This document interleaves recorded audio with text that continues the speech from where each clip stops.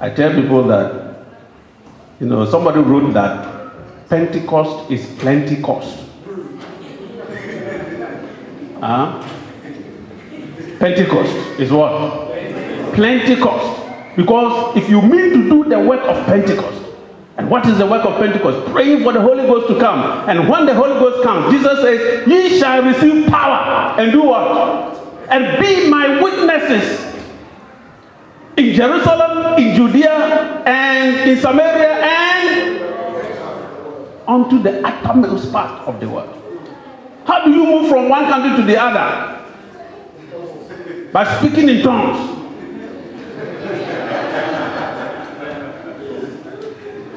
When my wife and I were coming, if I had taken my Bible and gone to the airport and at the checking in with my Bible with the red, not this one, the red mouth, the red edged one. And then the woman said, yes, your ticket and your passport. I said, yeah, this is my passport, but I don't have a ticket. What? Yes, I'm going to preach the word of God. I don't need a ticket. You would have called the security to throw me out of the airport. Because even though you are going to preach the gospel, you need what? The ticket to travel. And the tickets don't come free. You have to buy them with what? Money. With money. So, when the devil is saying, worship God, God doesn't need your money. Don't give. It is only give. He doesn't say the same thing to his people. Go and see Ghana, Nigeria, other places. When they are doing Miss Ghana. You know Miss Ghana? Do you have Miss Finland? For young, beautiful girls to go and show to the men their ties, their beautiful ties. To go and just for the men to clap. You know, some people sponsor $50,000, $40,000. Somebody say, oh, I've given 20,000 individuals. Companies give millions. Just for young girls to go and remove their ties and wear swimsuit and show to the men for them to clap. What is that? Even that one, they get sponsorship.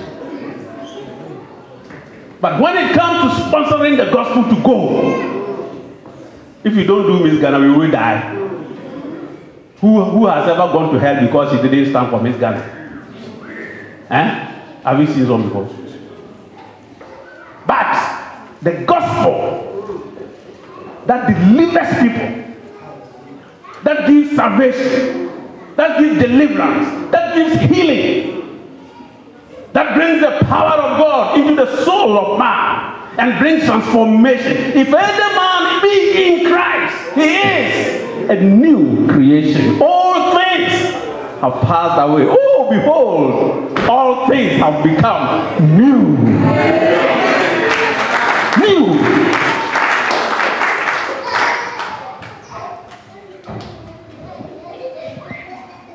There is a great change since I met God.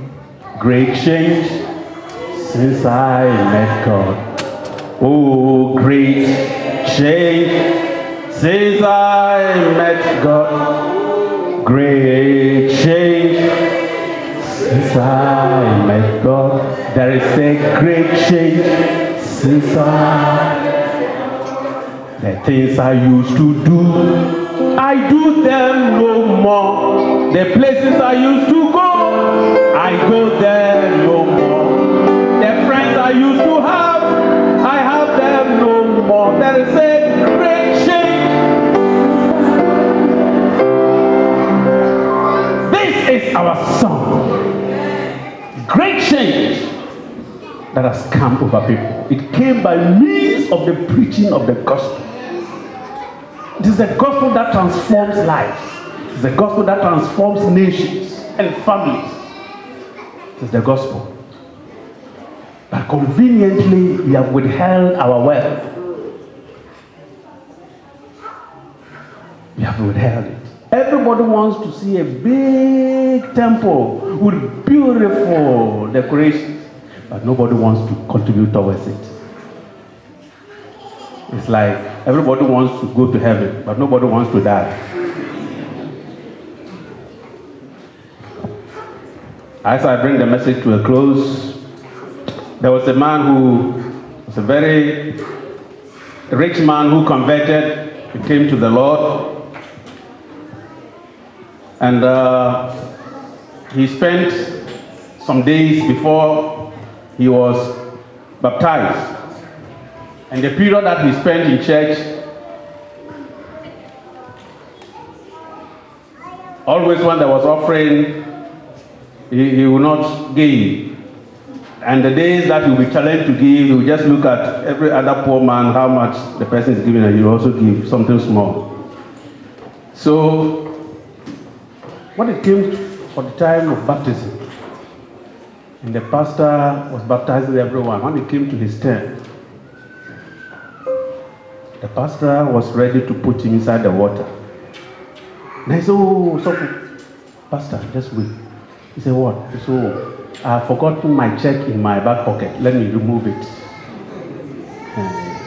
He has carried even his check. He doesn't want to leave it at home. He brought it. And then he remembered that it was in his back pocket. So let me remove it. The pastor said, "No, don't remove it. Your check too needs baptism."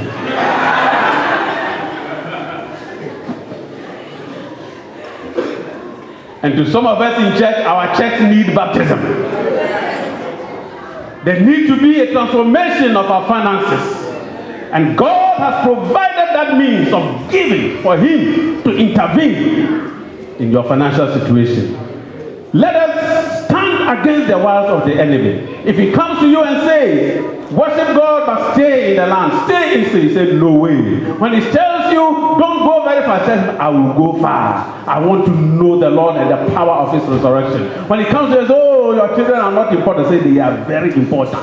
I will worship the Lord with my family." And when he says, "Your money is not important, everything must go, only leave your wealth," you say, "No, I will give to support what I believe in. And I believe that the gospel must go to the end of the earth before Jesus comes. And He's coming very soon.